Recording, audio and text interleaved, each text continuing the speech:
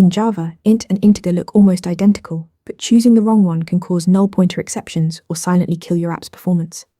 Let's break down exactly when to use each. The fundamental difference is that int is a primitive type built directly into the Java language, while integer is a wrapper class, an actual object that wraps around an int value. This means int stores the value directly in memory while integer creates an object on the heap with overhead. Think of int as the raw number, and integer as a box containing that number. Here's where things get tricky.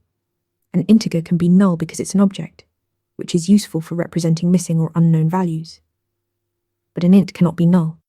It always has a value, defaulting to 0 if not initialized. This null capability makes integer essential for database mappings and optional fields.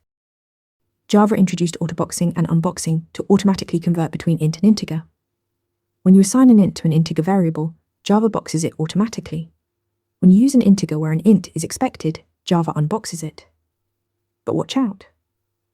Unboxing a null integer throws a null pointer exception at runtime. Performance matters here. Primitive int operations are blazing fast and use minimal memory, just 4 bytes. Integer objects require additional heap memory for the object wrapper and are slower due to pointer dereferencing. In tight loops or performance-critical code, this difference multiplies. So when do you use each? Collections like ArrayList can only hold objects, so you need integer. For arithmetic and performance-sensitive code, stick with int. When nullability matters, choose integer. Bottom line, use int for speed and efficiency, integer when you need nullability or collections.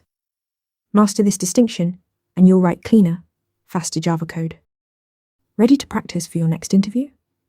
Interview Mentor lets you answer real questions just like this one.